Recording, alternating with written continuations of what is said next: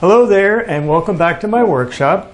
Our new project is a 6-board boot bench that was inspired, I think, by this past winter.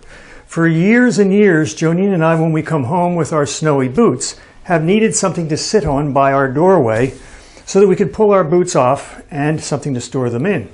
For years and years, we have been hopping on one foot and tugging on our boot to get them off, and that has actually resulted in a number of crash landings, as I'm sure you can imagine. So I think it's high time we made something that would work very well for that purpose. After a quarter of a century, it's probably time, don't you think? So anyway, there are many different kinds of benches to be made, and I've always wanted to make a 6-board chest. Let me show you what that is. It's a very old kind of folk piece of primitive furniture. And here, of course, is a cardboard mock-up. And you can see here, it's for storage. And very simple and easy to make with readily available materials and a minimum of tools and skills, really, to make these. So they were in almost every home. Let's talk about some of the features here. You'll notice right away that it has feet. Now, traveling chests would not have feet because they're vulnerable. They could snap off. They take up space. You can't stack chests if you're traveling with them like that. But for home use, it is nice to have feet on something because they keep your chest up off the floor. A wet, damp floor is not something you want this sitting on. It's also easier to clean underneath, and it also keeps the creepy crawly things from having a place to hide. So for those reasons, we want to have feet on our chests.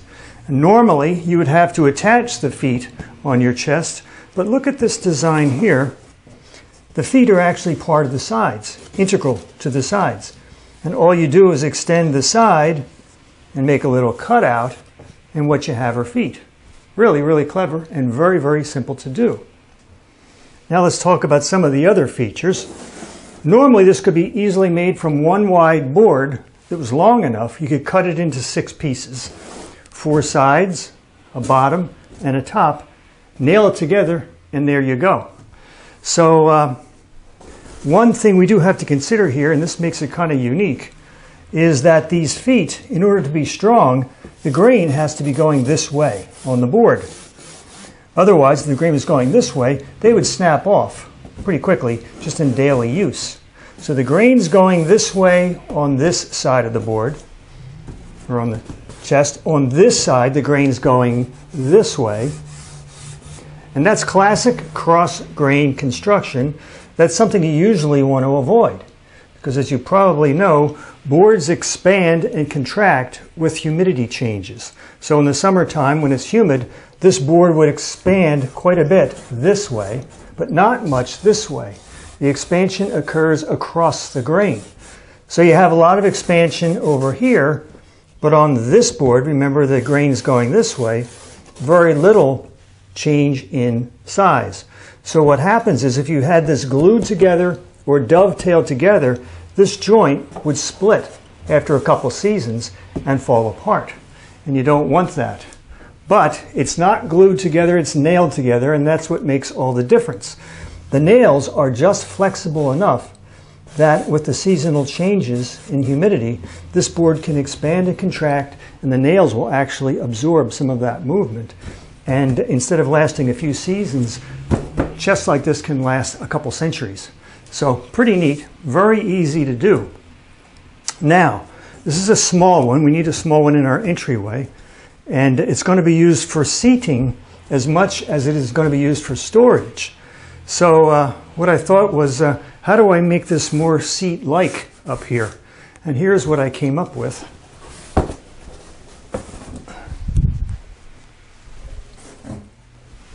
Yes, more cardboard. That's what I came up with. But here it is. It's your basic 6-board chest. But I just raised up the sides and the back just a little bit. I still have storage, but now it's more seat-like. I could even put a cushion on here if I wanted to. And I think that's going to be just perfect for inside our entryway. So there we are. That's the project. Now, what species of wood? I wanted to use eastern white pine That's what I used when I made our Japanese toolboxes. There's two of them down here. Jonine made this one, by the way. This one down here. Here's another one, and I actually have a third all the way over here. See that? Mm-hmm. Eastern white pine. I like that a lot, but when I got to my home center, they didn't have pine that was in very good shape, at least not the white pine. It was warped and checked and not looking very good. That sometimes happens when you're buying lumber in your lumber yard. But I did come across some radiata pine, and this is really nice stuff. I used this when I made my sawtill. And you can check below for links to those shows. But nice wood here. So what we're going to do, first off, is make one of the sides. And the side I need is going to be 12 inches wide this way. And the boards, the maximum length of these boards is 11 1/4. So I'm actually going to join two smaller boards together to get the 12 inches that I need. And I'm going to be using a method called match planing to get these edges just right. There's going to be a glue edge right along here. So we're going to match plane these, and let's get started with that. What I did was I oriented these boards so that the grain is going up in this direction, and that means I can plane both of these edges at the same time, and there will be no tear out. So what I do is I line them up the way I want them, and now I'm just going to close it like a book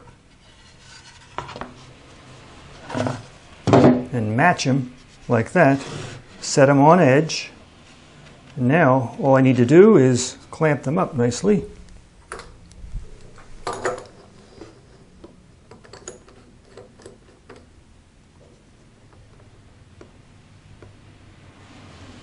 One there. Actually, I'm going to raise this up just a little bit.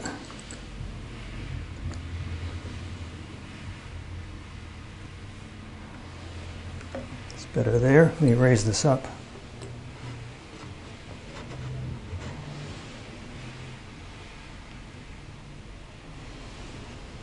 Okay. Get them good and tight. Flip it over. Okay, it's pretty good.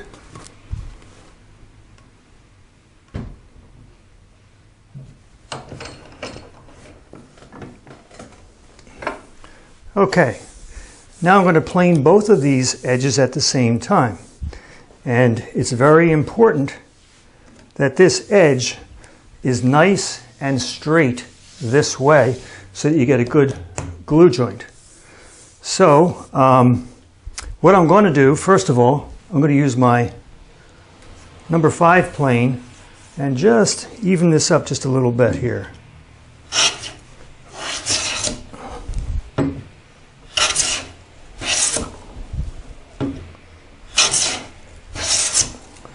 Just a little bit there, just to even up a little bit, a little more.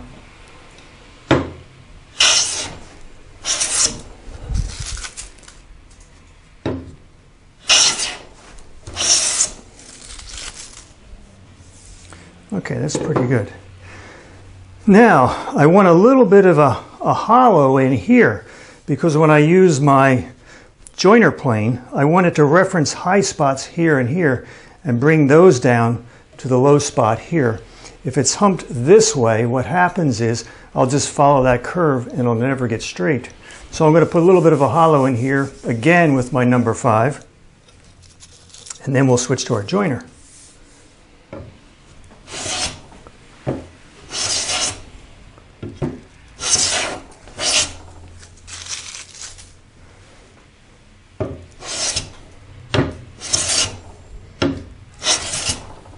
Okay, let's just check that real quick.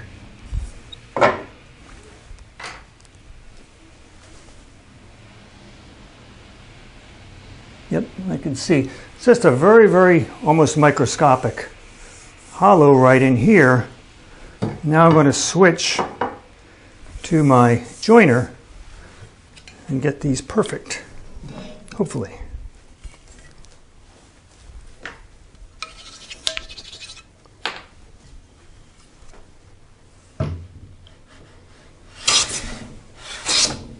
Hear that tick tick? It's hitting the high spots.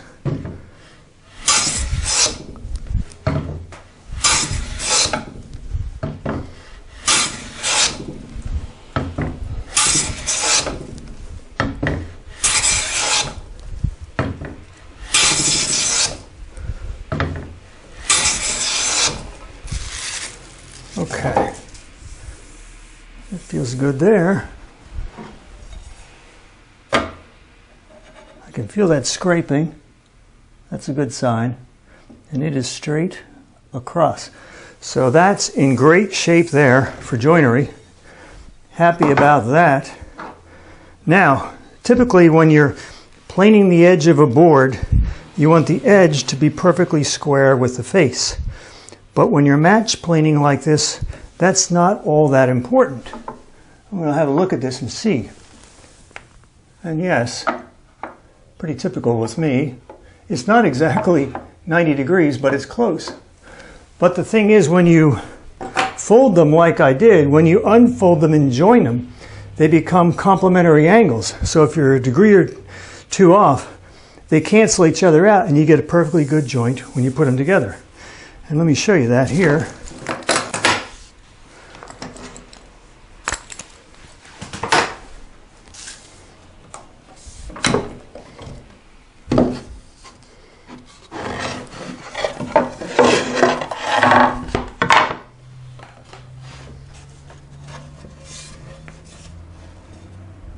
And that's going to work just right. I like that.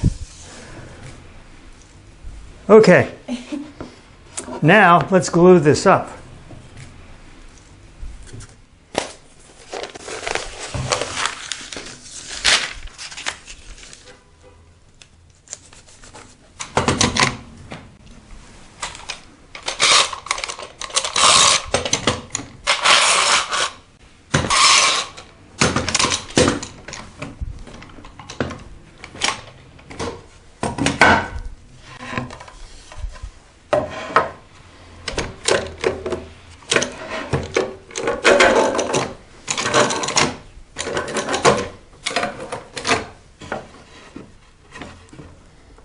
That'll work good.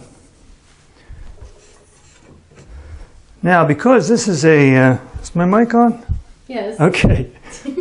Because this is a simple glue up, I don't really use cauls and that kind of thing. Just 4 parallel clamps and I'm good to go here. So I don't need to complicate it as much as sometimes it gets. So I think we're set here. Got my glue. Let me think here a second, make sure I got everything. All right. Let's do it here.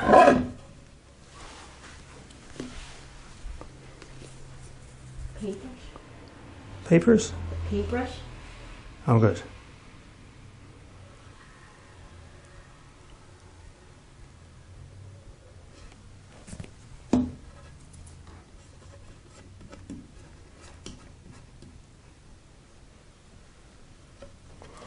Go there.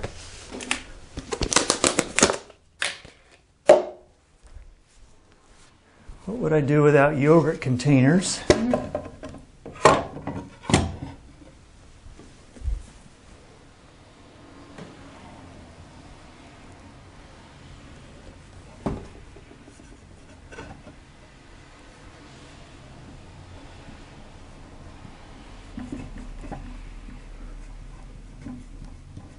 I like to put glue on both edges.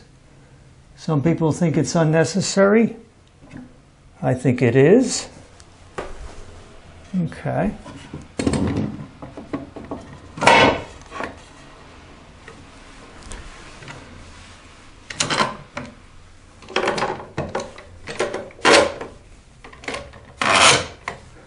Then starting in the middle,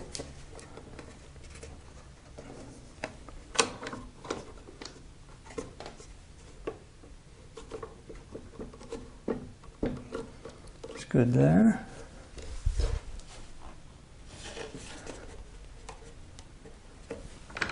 Get rid of that ridge. There. In the end.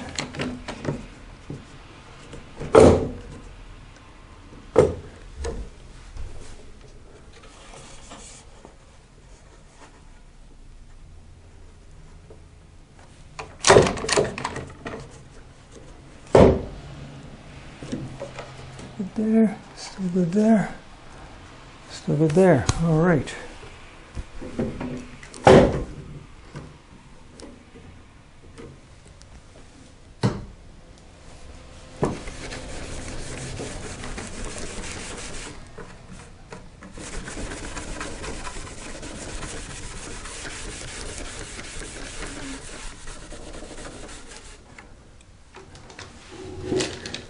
Very gently.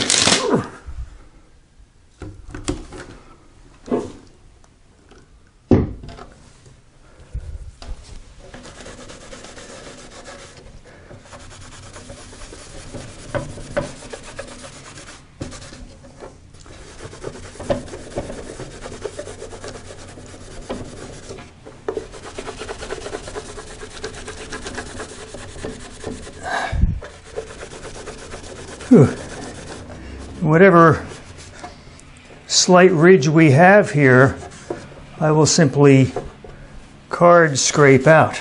So, all right. Let's give this 24 hours to dry, and we'll take it from there.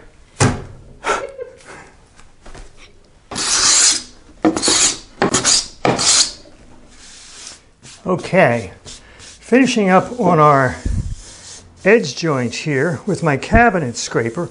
Really works well for glue-ups like this. But before I use my cabinet scraper, I like to use the factory edge on a card scraper. This is straight out of the pack, and it has kind of a stamped burr on it already, and it's perfect for removing glue squeeze out before I switch to my better edges for smoothing out to where I really need it to be. So I'll finish that on my own time. Let's talk about the layout that we have to do.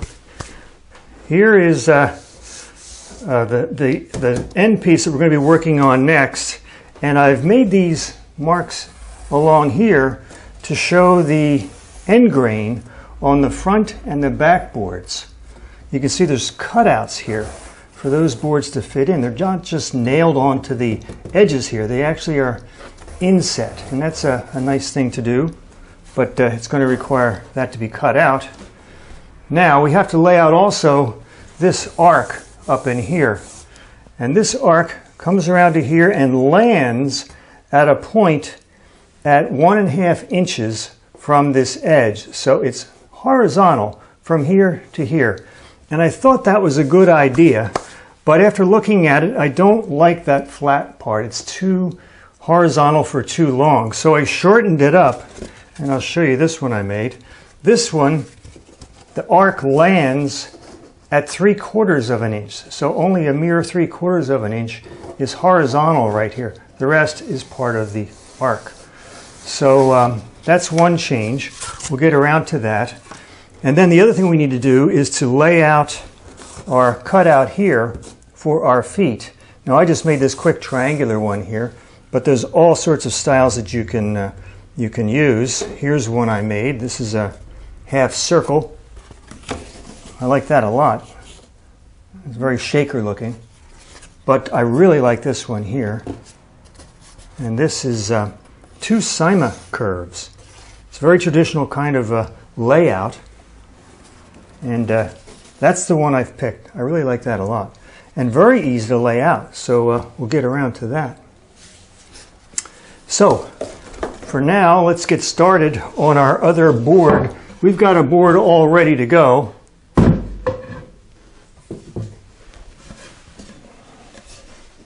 Right here, and this has been cut to its final width, and you can see those cutouts that I just showed you on our cardboard version. They're along here like this, and here's where the feet will be. And it's slightly long right now, but that's a good thing. So what we're going to do first is to lay out that curve up here. And that's this one here. So I already have some marks made to save time. Right here is my 3/4 of an inch horizontal landing point. So this is the end point of the curve. And over here is the starting point of the curve. Now, the center point for that arc has to be in a line that is perpendicular to this point right here, this horizontal point. So let me show you how I did that. I'm going to take this here.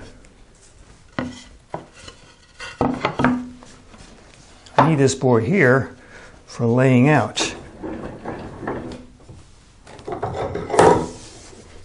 Okay. And then what we're going to do is extend that point there, horizontal,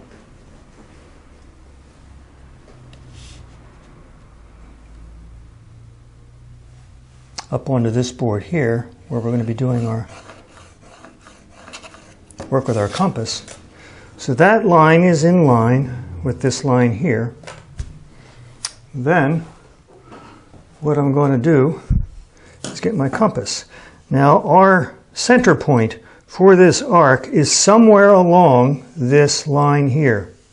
Where? Well, we're going to find out. So first thing I do is place my compass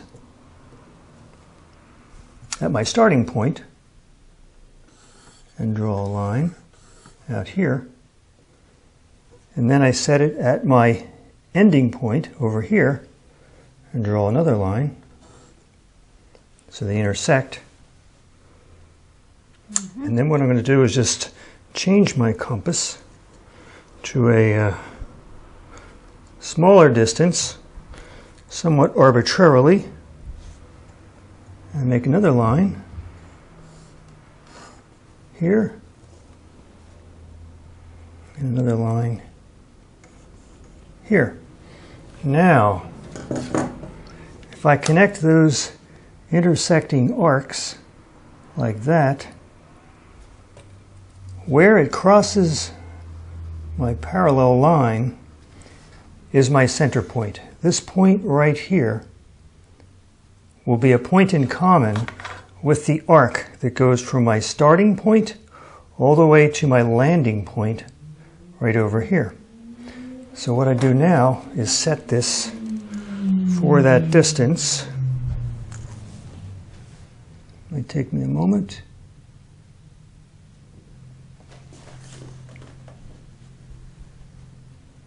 That's good there. Let's see how we do here. Ready?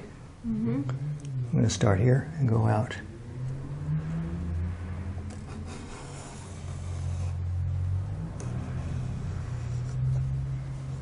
There we go. So that is the arc I need, and it lands right here, and it is horizontal for 3/4 of an inch. So that's been done. Pretty quick and easy to do. Now, let's see. Let's look at our feet here.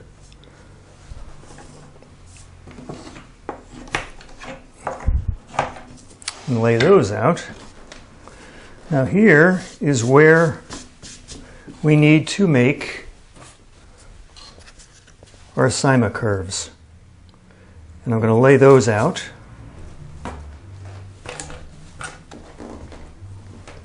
And I've got marks already. This will speed up the process, but you'll see here how it goes.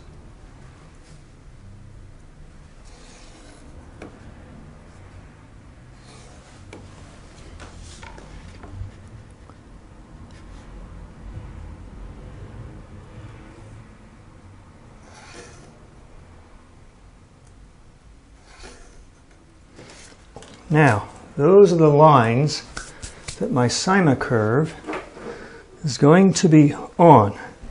The first thing I need to do is find the midpoint on each of these two lines here. So I have this pretty close. Let's see how close I am here. Mark it there.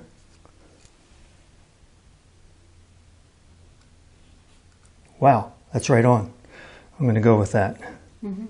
Okay, so starting at this point here, I make one curve, one arc, and another one over here. And then down here, I've got to put my halfway point. Halfway point. And then down here, I make another arc.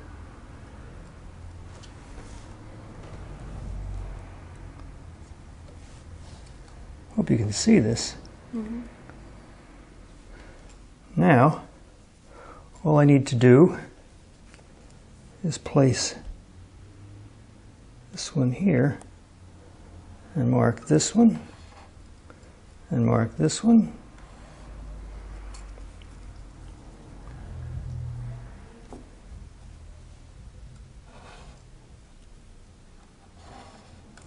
Aha, okay. Now I've got, I know, I've got these intersecting arcs. And now what I do is I just use that, again, same setting, use that to create my Cyma curve. Here we go. There's one.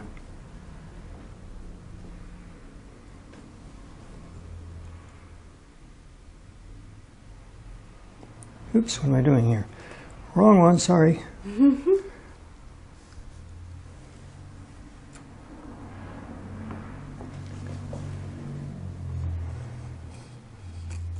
There's that one. And then this one over here.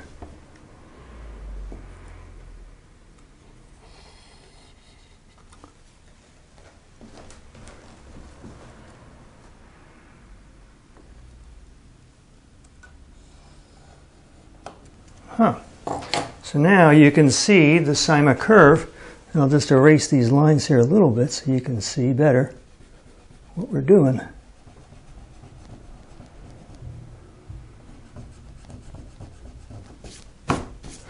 Now with all those marks, can you see that? That goes around like that, and that goes around like that.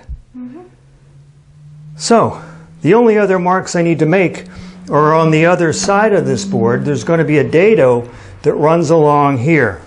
That would be on the other side of this board that runs along here, and that will accept the floor or bottom of the chest itself.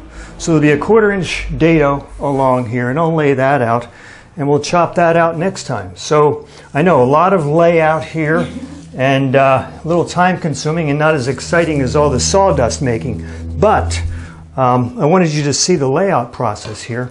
So when we come back, we're going to be doing a lot of sawing and chopping and chiseling and so forth to get this well on its way. So until we meet again, thanks for stopping by, and see you next time.